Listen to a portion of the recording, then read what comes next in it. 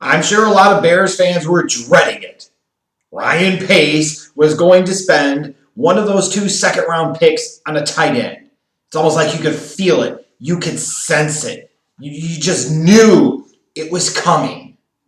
He already had 9 tight ends on the roster. Why not add a 10th, right? Well, lo and behold, Ryan Pace lived up to our expectations by drafting Cole Kmet from Notre Dame, the tight end, with the 43rd overall pick in the 2020 NFL Draft. And now Chicago Bears fans maybe are trying to look and see, what is this kid going to bring to the table? What can we expect from him now and in the future? That's what I'm here to tell to you about, is my scouting report of Cole Kmet. Isn't that exciting? Yeah, no better time to do scouting reports for prospects than after the draft. But nonetheless, better late than never, right? Anyways, let's take a little bit of a deeper look at Cole Kmet, what he brings to the table, what are some of the concerns, what you can really expect out of him overall. I think when you start off with his biggest strengths, first thing that stands out is his size. He looks the part of a tight end. He's 6'6", 255, 60 pounds. He's got pretty good length, huge hands. Like if you were building a tight end physically, you would want to build somebody perhaps like Cole Kmet. This is the type of guy you have no concerns about whether he's big enough to stick at the position. He's not a tweener or anything like that. Beyond that, in terms of his route running, he's got some pretty good route running instincts. He's got a natural feel for navigating traffic. What I really liked about watching him on film in 2019 at Notre Dame was his ability when he had his hand down in the dirt to be able to navigate through the mess at the line of scrimmage. Great body control, able to consistently get cleanly or relatively cleanly off the line, which for a number of tight ends can be a bit of a challenge. Kmet showed quite a good natural feel and instinct for being able to do that on a consistent basis. Also from a route running standpoint, really good kind of body control, a feel for finding soft spots in the zone. When you talk about a tight end like him, who's not a burner, he's not a mega athlete, he's going to have to make a lot of his living finding soft spots in the zone, being that intermediate kind of safety blanket type of guy. And he's got kind of a nice natural feel for that. With that size as well, he plays with a lot of physicality and toughness, and he's a wrecking ball in the open field. Like you can imagine it's going to be a nightmare for corners or safeties or even a lot of linebackers to try and tackle Kmet one-on-one in the open field after he's caught the ball. It's going to be tough. You consistently saw him at Notre Dame be able to break one tackle, break multiple tackles, fight through it, gain extra yardage. Like, kind of brings a bit of a physicality as a pass catcher, a bit of a presence that you kind of like, a bit of an identity to your offense, if you will. And then when you look at him, you talk about a guy that was a 2-sport athlete at Notre Dame. He was a closer on the baseball team. His father was a former 4th-round pick for the Bills, played in the NFL. His uncle, Jeff Scanina, you remember that name? He played over a decade and a half in the National Football League. So a lot of times you look at these prospects, seeing those bloodlines run through the family, that's nice because it gives you an indication that there is some natural inherent talent there.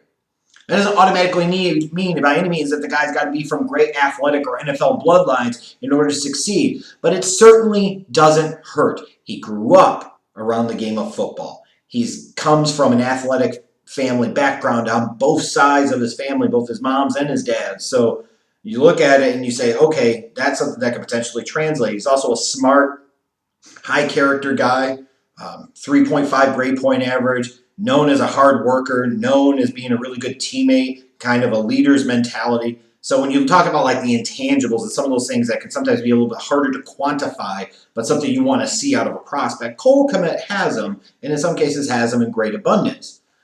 But that said, when I look at the film, there are several things that concern me. One's the lack of agility. He's really choppy and clunky in a lot of his movements. His change of direction is so-so.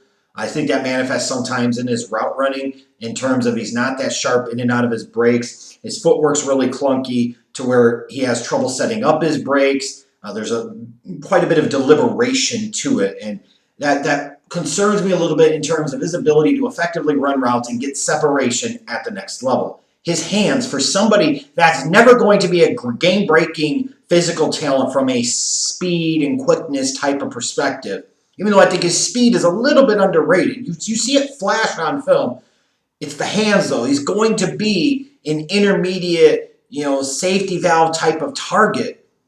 His hands are not great at all. He lets too many balls get into his body. Wow, that can sound really wrong if you think about it a different way. But too many passes get too far into his body. A lot of body catches. He has some drops that he just shouldn't have.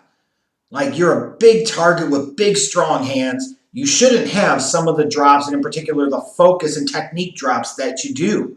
And when you look at a guy like him, 6'5", 6'6" tight end, you're expecting a guy, huge wingspan, can go and adjust to the ball and get it all over the place. And that doesn't necessarily manifest on film. At least it didn't in 2019.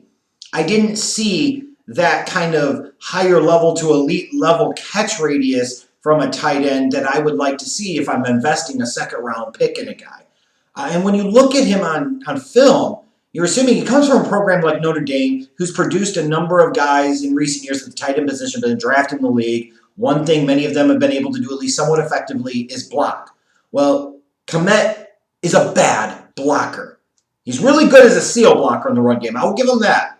Like, he has quick enough feet to get into position to wall off the defender, to be able to hold up on the edge. That's what he does well. Everything else, he sucks. He lacks great initial punch and block power. Just the physicality you see in him in the run after the catch, you do not see in him as a blocker at all. He consistently gets walled off by longer and stronger defenders, which, at the end of the day, if you're drafting a tight end even in the middle of the second round, first and foremost, because of his blocking ability, you have went full retard. Never go full retard. Nonetheless, you want this guy, when you're anticipating one of the strengths he should be able to bring to the table is his blocking ability, or one of the things you're going to need in your system is his ability to block, and he's not great at it. He loses leverage. He gets way off balance too consistently. Like, he needs a lot of work on his blocking. And again, for me, the tight end position, that is a secondary concern. But knowing the NFL, knowing the mindset of coaches, offensive coordinators throughout the league, they put way too much value and emphasis and importance on the blocking aspects of the tight end position. Give me a dynamic playmaker. The blocking will either come or it freaking doesn't, and you live without it. Like, if the Bears had a chance to draft an Antonio Gates, who gives a crap that he couldn't block to save his damn life? You know what I mean? He's going into the Hall of Fame as a pass catcher. It's not the 70s or 80s anymore. Just saying. And then when you look at him, for this big physical guy, durability is a bit of a concern. Missed a couple of games with a high ankle sprain in 2018. Had an elbow injury when he was a pitcher in Notre Dame as well in that same year. Then he missed 3 games to start the season with a broken collarbone in 2019. For a team that a few years ago invested a second-round pick and ultimately rolled craps, taking Adam Shaheen, who had his own injury problems and failed to stay healthy consistently. It's a bit of a risk to take a guy that seems to have injuries here, injuries there, can't even get through a full college season the past 2 years, yet you expect him to be able to play all 16, 17 games in the National Football League. You know what I mean? Like, that's a red flag. That's a bit of a concern. When I look at this Kmet pick, there are a couple of things that stand out to me. One, it's Ryan Pace drafting a tight end. It's Ryan Pace evaluating the tight end position. So you automatically have a right to assume that this is not going to go well. Then that's a concern. The guy just has established a history over the past few years of getting the position wrong time after time after time again. What would be so different in this case?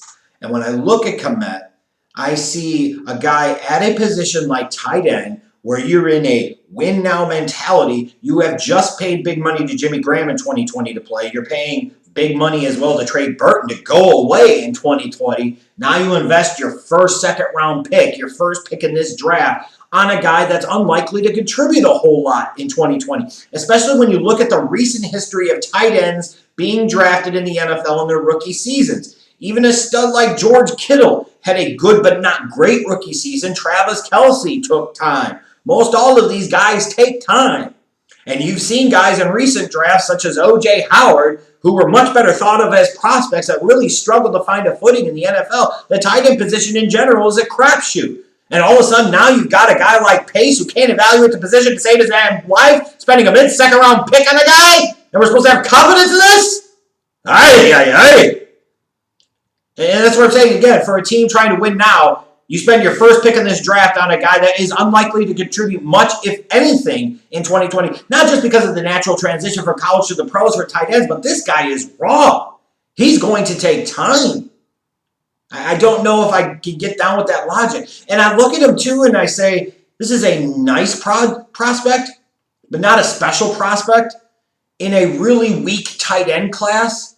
You'll notice where Kmet was drafted, the next tight ends didn't start going off of the board until the tail end of round number 3 with Asiasi and Dalton Keene and Troutman. They were all taken at the end of round 3. Was Cole Kmet such a superior prospect to be taken in the spot that he was? No. Furthermore, when you look at this, there were better players at other positions of need.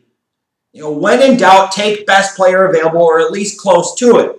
And this is not a situation where Cole Kmet, to me, in my opinion, on the board was similar to other guys at other positions. There was clearly difference. Like the Bears took Jalen Johnson at 50, who was a better prospect than Kmet at 43, let alone guys like Antoine Winfield Jr. and Grant Delpit that they passed on and so forth.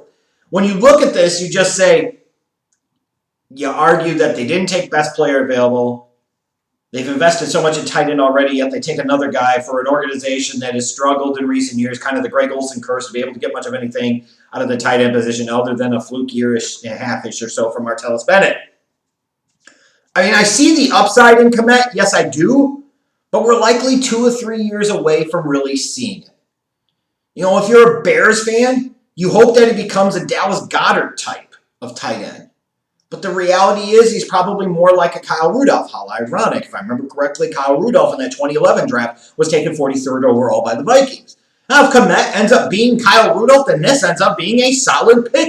You'll give him a second contract. He will play 9 or 10 years with the team. He'll be a solid, reliable kind of 3rd or 4th option in the passing game. He'll be a guy that could contribute as a blocker. But we're quite a ways away from him even becoming Kyle Rudolph. If you're asking me if I'm a big fan of this team drafting Cole Kmet, the answer is no, for so many reasons that I just spelled out. Most importantly of all, beyond everything else, is, in my opinion, there were just simply better players on the board. I had an early 3rd round grade on Kmet. Ryan Pace took him at pick number 43. So forgive me for not being all that incredibly excited about this kid and drafting him and bringing him to Chicago.